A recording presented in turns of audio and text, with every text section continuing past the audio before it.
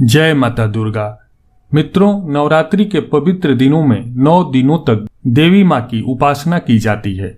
इस दौरान 9 दिनों तक माता को प्रसन्न करने के लिए भक्तजन व्रत व पूजा अनुष्ठान करते हैं।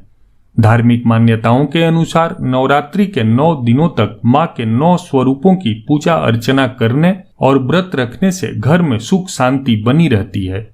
नवरात्रि में पूजा उपासना के साथ ही नियम संयम का भी बहुत महत्व है।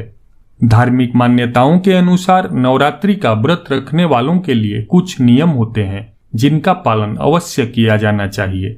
शास्त्रों के अनुसार इन नियमों का पालन करने वाले भक्तों पर माता रानी की सदैव कृपा बनी रहती है और उनकी मनोकामना पूरी होती है। आइए जानते हैं कि नवरात्रि के व्रत और पूजा पाठ के समय किन 6 नियमों का पालन अवश्य करना चाहिए। भारतीय परंपरा में कन्याओं को माता दुर्गा का स्वरूप माना गया है। यही कारण है कि नवरात्रि में कन्या पूजन या कंजका पूजन कर लोग पुण्य की प्राप्ति करते हैं। नवरात्रि के दिनों में सभी महिलाओं में किसी न किसी देवी का स्वरूप होता है, इसलिए किसी भी कन्या या महिला के प्रति असम्मान का भाव मन में नहीं लाना चाहिए। कन्याओं को देवी स्वरूप मानकर उन्हें मन ही मन प्रणाम करना चाहिए।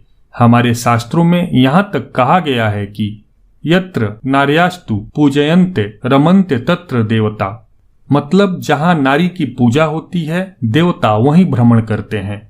माना जाता है कि व्रत करने वाले को नवरात्रि के 9 दिनों तक अपना समय भौतिकता वाली बातों में न लगाकर धार्मिक ग्रंथों का अध्ययन करना चाहिए।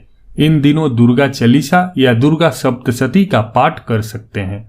यदि आपने घर में कलश की स्थापना की है या माता की चौकी या अखंड ज्योति लगा रखी है, इस दौरान 9 दिनों तक घर में किसी एक व्यक्ति का रहना जरूरी होता है। साथ ही व्रत के दौरान दिन में सोने की भी मनाही होती है। धार्मिक मान्यताओं के अनुसार नवरात्रि के पावन दिनों में सात्विकता का विशेष ध्यान रखना चाहिए। आहार, व्यवहार और विचार में आपको सात्विक होना बेहद जरूरी है। इन दिनों तामसिक प्रवृत्ति का भोजन जैसे नॉनवेज, प्याज, लहसुन और मदिरा आदि का सेवन नहीं करना चाहिए। कम से कम नवरात्रि के 9 दिनों तक पूरी तरह से सात्विक आहार लेना चाहिए। नवरात्रि के दिनों में काम भावना पर नियंत्रण रखने को भी जरूरी बताया गया है। नवरात्रि के दौरान महिलाओं और पुरुषों दोनों को ब्रह्मचर्य का पालन करना चाहिए। संभव हो तो अलग अलग बिस्तर पर सोना चाहिए। नवरात्रि के दिनों में बहुत से लोग क्रोध पर काबू नहीं रख पाते और कलह का वातावरण पैदा करते हैं। ऐसे लोगों को कम से कम 9 दिनों तक व्रत के दौरान गुस्सा करने से बचना चाहिए। हो सके तो ज्यादा से ज्यादा मौन व्रत रखें या कम से कम बात करें।